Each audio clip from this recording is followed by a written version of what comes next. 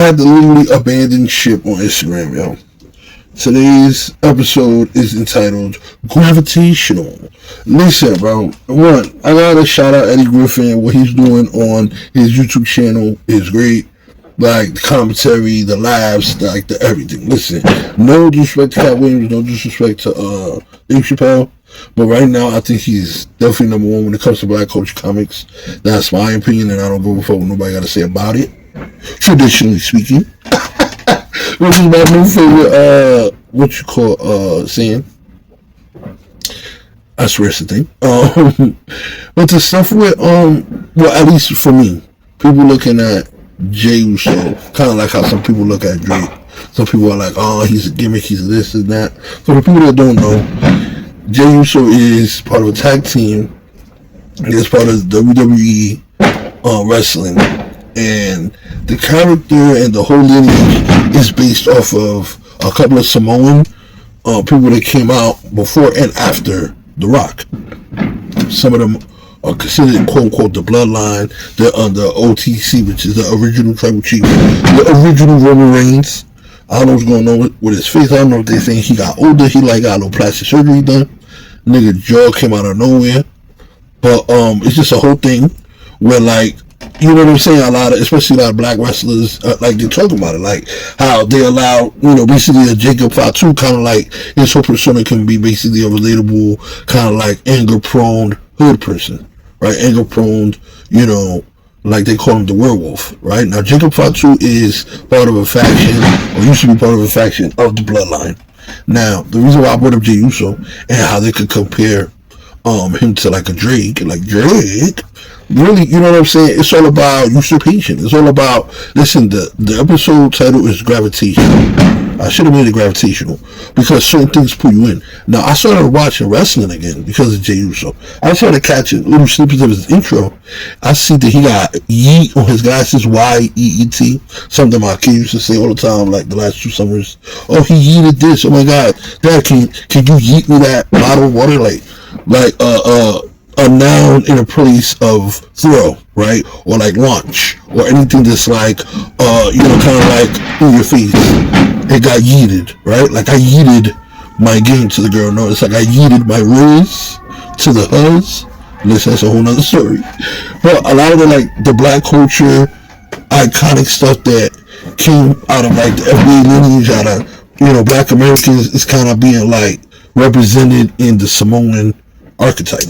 And while they have African ancestry in there, their forefathers are dark-skinned Samoans, it still pales in comparison to a person who identifies as black, seeing somebody dressed just like them and acting just like them, but it's a Samoan, you know what I'm saying? Where it's like he's real hood, he's real East Coast, you got dreads, all that. But it's a whole nother subject type when I bring up the fact that like a Jey Uso will be like that star boy, like that, all the girls love him, he got the charisma, the swag, all that, where like the dudes want to be like him, you know what I'm saying? Where like, the whole stadium goes crazy. He come through, he start calling everybody oos.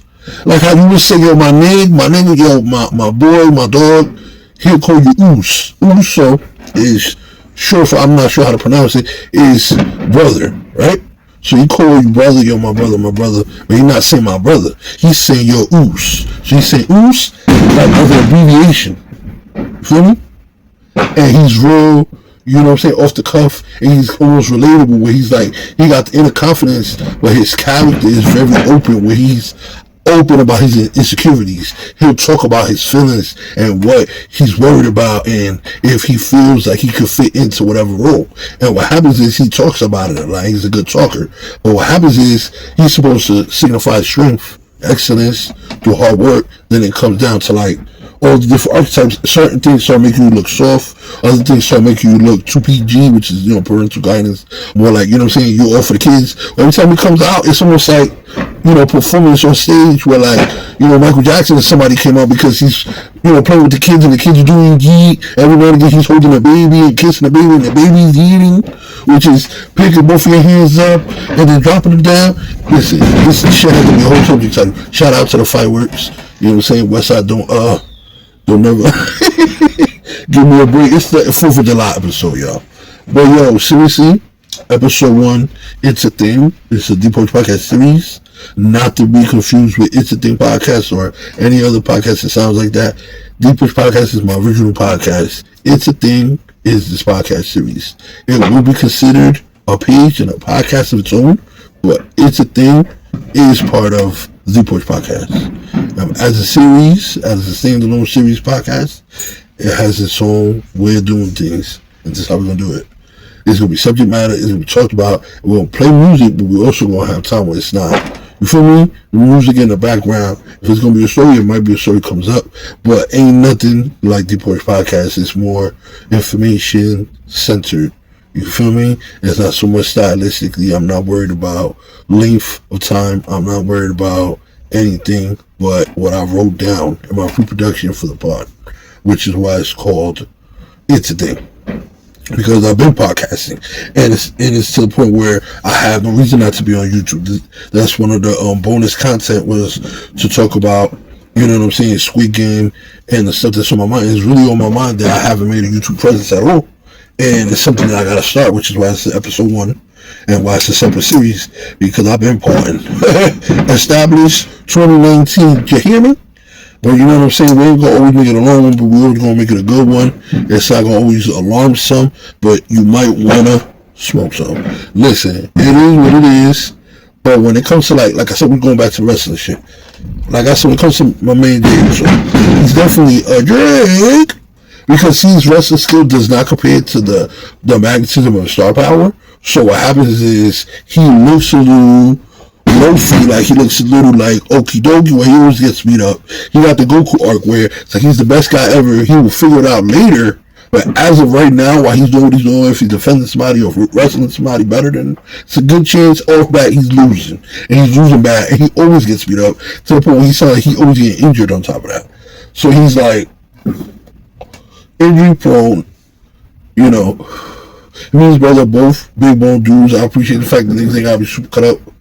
He might be more cut up in shape than the average guy, but for most wrestlers that take stuff or maybe might be really fit, he looks more as an average build, where he has, you know what I'm saying, lean muscle, or he also doesn't have a flat stomach like that. If he has a flat stomach, you know what I'm saying, might have a little punch, but he don't have like a six-pack, you feel me? And that's the, I think would be some of the appeal, just like he got the shag, the fade on the sides with the shag, you know, middle America, they love the shag.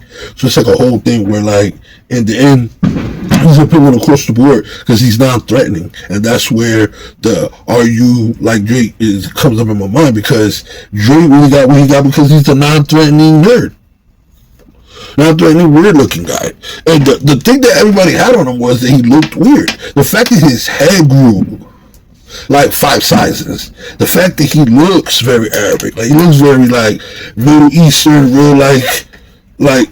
You know what I'm saying? Like, there's a lot of other reasons people will come for you, and then now you mad pale and you black and white, but you leaning towards your privilege while you wanna, you know what I'm saying, be exuberant about your black side whenever you're around your quote-unquote black friends. Let's be real, you're around white people, you act white, however things shake up, it might not be like that for everybody. These guys are Samoan in WWE, but are they similar to Jay? Like, I wouldn't say so, because Jay Uso don't come over like that. But these are all characters. But his brother seems more, he always got braids, long hair. He always, you know what I'm saying, kind of really comes off very, you know, he's not going to do certain shit. You don't really see him doing much but eating, and he don't be having his shirt off. Got a little more punch. And my boy's man funny. He's actually the real funny one out of the two. And he has a black wife. So, you know what I'm saying? If you, listen, he got black children. So you're going to say, are they anything like a black person? Look, they got ancient black ancestry, and they are, you know what I'm saying, maybe with a role when it comes to personality types that they could easily adapt to any of that. So they seem like they could get off the archetype. So it is what it is. This is the reason why it's a topic. But the Dr. Umar analysis on the Tyler Perry, the Diddy case, and the Smokey Robinson case was something I've really thought about a lot. What's that? I don't support grown ass women. I don't follow nobody but Jesus. As an intangible fourth or more dimensional being, there's nobody on this earth that I follow their lead. But listening to some of the stuff that Dr. Umar said, And on the Art of Dialogue, shout out to my man Art from the Art of Dialogue. You know what I'm saying? YouTube channel. That shit is to me, it's like overdue. They're like, okay, we're gonna start bringing in all this money that y'all got, all this stuff, and considering Diddy do what he did, of course they're gonna give him time, but you gotta remember, the only reason he got the time he got, he's not doing life, is because he actually got proof that a lot of people that are in power still were a part of whatever he was doing. The problem is he's the solicitor. He's the person who would invite or orchestrate stuff. So as the head of something, you're the head of something. You feel me? You're the head of something. It is what it is. Then they catch him for racketeering, but I bet you they're going to try to give him racketeering charges. They probably won't give him life, but they'll probably give him a 10 to 20. You feel me? Possibility of no parole because of the egregiousness of the actions. They have him on camera putting hands on Cassie. Like, there's no way my man is getting out of that. And whether people want to say not to support him or not, I support every black man, unless you're a fucking pet or a pret. You know what I'm saying? It's a thing. And the podcast 1700 as a whole, it is what it is. You pet president, we ain't fuck with you. But you done caught a body, man, female, did whatever you did, in out of jail, whatever. I don't judge nobody. You feel me? I wouldn't kill nobody. I wouldn't do nothing illegal. Lord knows I'm a saint. But it's the truth. We don't fuck around. Not around here. So, Jade Cargill, gotta speak on that. Jade Cargill, she's like the real life Storm. I don't care how many times people get tired of hearing that. She's like the real life Storm. And she's the shit. And she deserves all the fucking credit. She's the best wrestler in the women's side. And it don't got nothing to do with charisma. It has to do with the work ethic. Yo, she takes bumps. She loses all the time. And as opposed to Jey Uso, she gets no credit. She gets put down. She gets all kind of shit. You want to learn to stay in black women right now? Look at Jade Cargill. 9 times out of 10. Whether they in shape or out of shape, they're going to have something common with that woman. Bar none. Why? Because whether they got to be strong in the face of danger or whatever's going on, most black women know their style, everything is copied, is watched, is judged, and even their own men don't protect them. So, she's used strength, and she's used all the excellence that you would need to be somebody admired. So what happens is she's tested beyond measure, and she's compensated very weakly, and she's given no support. And at the end of the day, no matter how good she is, how bad she is, we don't know, because they don't give her a chance to wrestle enough for us to know. Why the fuck can't she be on part of tag teams? Why she can't?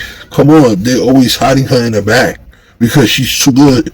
Now she's going to movies. What they gonna do now? Nothing. They're gonna be tight. Oh, lead me into the next one. Colorism versus dark skin hate. Yes, there's colorism. There's dark skin people that might hate on light skin people, and it's for no reason. That's colorism. You know what's dark skin hate? Not the same as colorism. Dark skin hate is, oh, here we go. I'm gonna become a clan member. I'm gonna hunt down and kill fucking black people. That's dark skin hate. Oh, you're an Arabic dark-skinned guy? I hate you anyway. Oh, you're Mexican, you're a little dark? I hate you anyway. Samoan, a little dark? I hate you anyway. You want to talk about what's dark-skinned hate? It's not the same, bro. I'm tired of this colorism talking point, all this shit. I'm going to come at it the way I come at everything, which is 100% honest. I'm Afro-Latino. As such, I'm black and American. I don't care what nobody say. That doesn't make me FBA. Doesn't make me consider black. It makes me only consider African and American. Well, am I African for my lineage or in between countries of my ancestors? Me researching the facts. That's what makes me black. What makes me American? Being born here. What makes me African is what I just said. Now, does that make me Latino because some of the countries are Hispanic? Yes. Does that make Texans Latinos because Spain used to own their land? No, it doesn't, right? Because you got white skin, you could say, I'm not that, I'm an American. Or you could say, yeah, I'm Irish, and be proud and not be segregated in your community. You see what I'm saying? So I always chose to be black. It's black didn't choose me. And I'm proud enough to say that. I'm proud to be black because it wasn't something I chose. Every black person on this earth, like me, knows. When we was born, we looked in the mirror, oh, I'm black. There's no fucking pamphlet. There's no You feel me? You understand why you can't go into certain people's houses. You understand why you can't play with certain people's kids. You know why. You understand? You hear what people say. So that's a whole other conversation. You can't compare that with colorism, like somebody from our diaspora treating other people from the diaspora lighter or darker with judgment. If that's not good sense, then I don't know what it is. Maybe it's prejudicial, but being prejudicial means civilization. Like, it's like arguments to be made about all kinds of people. But like I said, it's not a pet and a pret. You don't got no leg to stand on if you're gonna talk to me about it, because if you judging the next man, that means you could do better.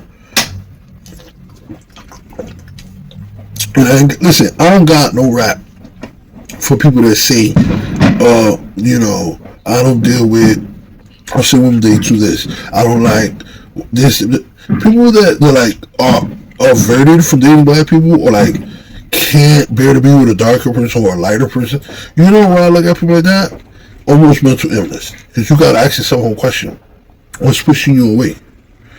And it always becomes like some societal shit, some personality shit, some psychological shit, some shit to do with a preference that you can't be. Listen, I made it with different sizes and types of women.